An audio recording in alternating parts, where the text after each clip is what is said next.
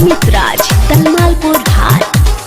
बेवफा हो बेवफा बेवफा सुनो तारा प्यार में जिंदगी खराब कली होगी।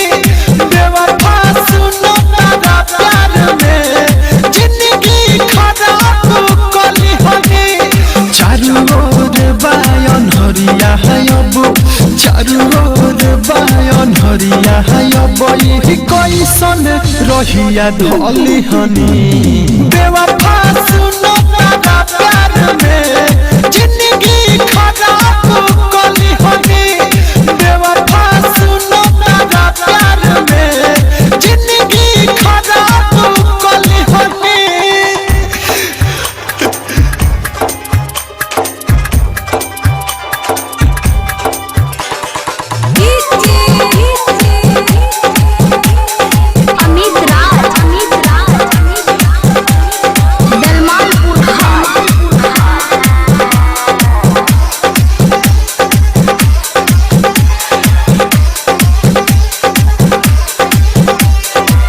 कैसन हलतिया बा देख ल तू आके, काहे बदल कसम सारा खाके।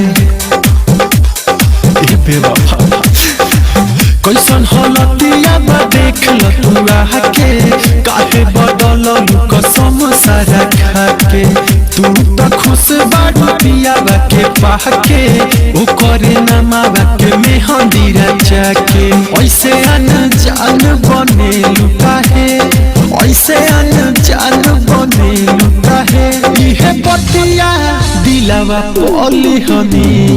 बेवफा सुनो तारा प्यार में जिंदगी खराब कली होगी। बेवफा सुनो तारा प्यार में जिंदगी खराब कली होगी।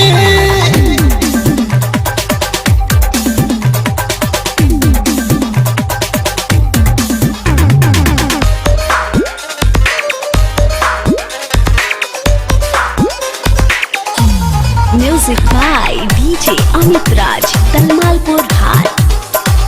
जिए के हमारा से छीनलू तू हकावा, अब नजर कबो आई न दीपकावा। जिए के हमारा से छीनलू तू हकावा, अब नजर कबो आई न दीपकावा। सपना जहरी के कोई दिलू रखावा, प्यार में संगे हमरा कोई लू मजाकावा। राइटर से सनाथ कहे, राइटर से सनाथ कहे, नहीं भूलब लिख के धली हनी। बेवफा सुनो